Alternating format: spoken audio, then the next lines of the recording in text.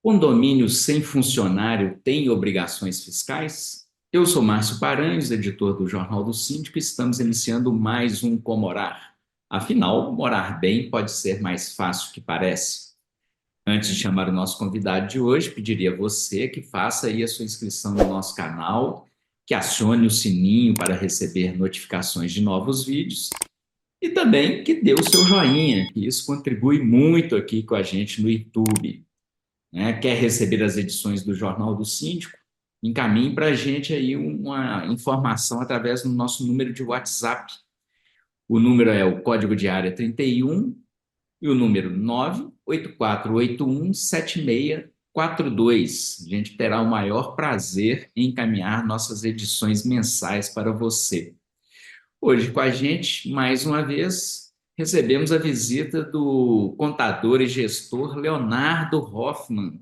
Tudo bem, Leonardo? Seja bem-vindo mais uma vez aqui ao Comorar. Tudo bem, Márcio? Obrigado mais uma vez aí pelo convite, né? Sempre bom estar aqui no seu canal, trazendo conteúdo, né, relevante, de qualidade aí para os síndicos, conselheiros, moradores, né, os condôminos em geral, e com esses esclarecimentos dessas dúvidas aí relevantes, né, e que de grande importância aí. Obrigado pelo convite. Então, Leonardo, inclusive assim, a gente já tinha muito tempo que você não aparecia aqui, né? No nosso canal, e essa pergunta de hoje, né? A gente chegou a tocar nesse assunto lá atrás, quando a gente teve uma entrevista também, mas não focou, o foco não era essa pergunta, esse questionamento, né? Que surgiu muito até em função daquele vídeo. Quer dizer, aquele condomínio que não possui funcionário, mesmo assim, ele tem obrigações fiscais? Então, uma dúvida muito frequente, né? Uma das dúvidas muito frequentes aí dos condomínios. Eu já vou começar respondendo objetivamente e vou dar uma contextualização, né? Sim, tá? Mesmo condomínios que não tenham funcionários, né, no seu quadro, e aí falando de funcionários, é o funcionário contratado como CLT, né? Ali vamos colocar assim, né? A gente tratando o funcionário ali como CLT. Mesmo esses condomínios, eles precisam, sim, eles têm obrigações fiscais, né, que precisam ser atendidos. Tá? Isso por quê? Por quê? Aí eu vou na contextualização, né, para mostrar, defender isso, né, para deixar isso claro, né, para quem está assistindo. Isso por quê? As obrigações fiscais, elas não se limitam às obrigações de folha de pagamento, né, de relação trabalhista. Né? Obviamente, o condomínio que tem funcionários, ele tem uma gama de obrigações fiscais maior do que o condomínio que não tem funcionário. Inclusive, ele carrega também as obrigações trabalhistas, né? Aí de ter o funcionário registrado. Mas falando só das obrigações fiscais, esse condomínio que tem funcionário vai ter algumas obrigações fiscais adicionais, e os condomínios que não têm funcionários, que tenha conservadora, ou mesmo que tenha faxineira, ou não tem, também vão carregar algumas obrigações fiscais, né, importantes aí. Tá, isso por quê? Né? A gente tem que as obrigações fiscais.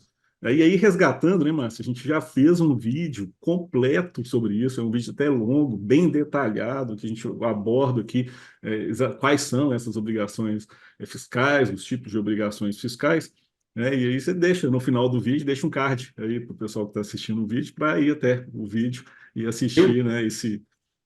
Você que está aí assistindo aí, então já aguarda o vídeo até o final, que você já vai direto para esse outro vídeo aí mais completo sobre esse assunto. Mas diga lá, Isso. Leonardo, continua aí. Isso. Então, assim, as obrigações fiscais, elas se dividem em obrigações principais e obrigações acessórias, né? Então, as obrigações principais é a obrigação de pagar o tributo. E a obrigação acessória é a obrigação de enviar informações aos governos, né, aos governos diversos, municipal, federal, estadual, né, etc. Dentro dessas obrigações, mesmo os condomínios que não têm funcionários vão se enquadrar em alguma dessas obrigações. Então, por exemplo, a obrigação de pagar tributo. É claro, o condomínio, dentro da taxa de condomínio, né, da arrecadação dos fundos, tal, ela não tem incidência de imposto. Mas o condomínio, por exemplo, ele sempre vai contratar um fornecedor, vai contratar algum serviço. Então, nesses serviços tomados, eventualmente, pode ter impostos retidos. Né? É um exemplo. Então, você vai ter impostos retidos em serviços tomados e também vai ter impostos sobre a folha de pagamento, quando tem funcionário. Então, quando não tem funcionário, quando se ele contratar algum serviço, ele pode ter lá o ISS, Imposto sobre Serviço, retido, vai depender do serviço e de outras questões a mais. Pode ter impostos sobre PIS, COFINS, Imposto de Renda e Contribuição Social retido ali, que vai precisar ser recolhido. Então, o condomínio, uma vez tomando esse serviço e tendo o imposto retido na nota fiscal, ele passa a ter essa obrigação principal de recolher esse tributo para o governo. E isso independe do condomínio, se tem funcionário, não tem funcionário, ou do tamanho do condomínio, se ele é pequeno ou se ele é grande. Né? Então, vai carregar essa obrigação fiscal principal de pagar esses tributos. E as obrigações também acessórias de Olha enviar só. informações aos governos. Então, mesmo o condomínio que não tem funcionário, ele tem.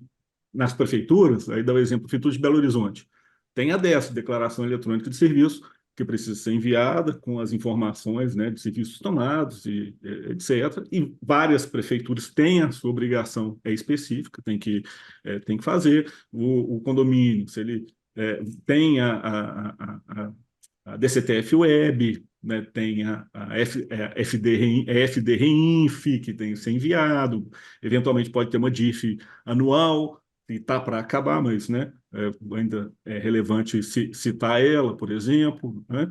E essas obrigações que eu citei aqui, por exemplo, elas não dependem do condomínio ter funcionário ou não ter funcionário. Se o condomínio tem funcionário, ainda vai ter o I-Social para ser enviado, tem as retenções de tributos, em folha, pode ter um imposto de renda retido do funcionário, vai ter um INSS a ser recolhido, né? Então, o condomínio que tem funcionário tem uma gama de obrigações principais e acessórias maior.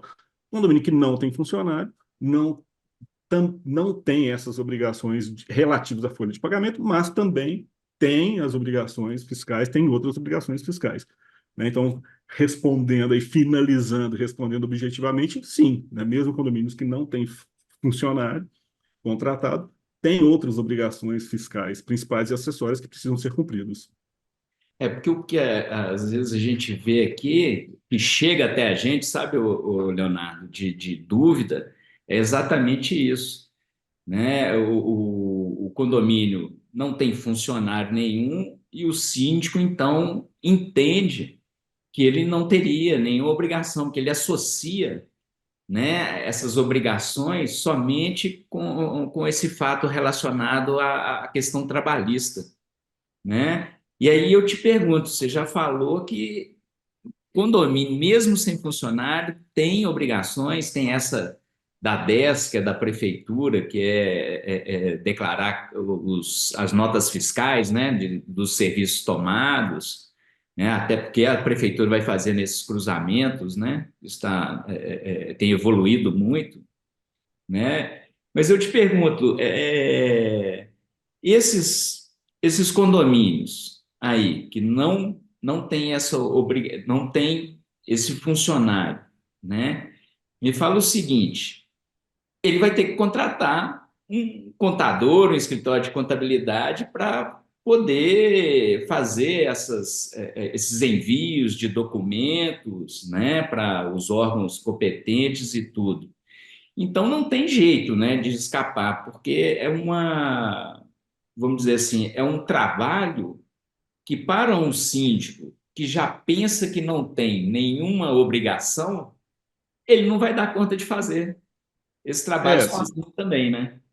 são trabalhos assim bem técnicos, né, específicos que requer um conhecimento específico da área fiscal, da feitura dessas obrigações acessórias, de gerar o recolhimento correto dos tributos que eventualmente foram retidos. Então, assim, é claro que, em geral, não vai ser o síndico que vai fazer isso, né? Na grande maioria das vezes, o síndico até desconhece dessa questão, e quando chega um condomínio pequeno, isso acontece muito com condomínio pequeno, né?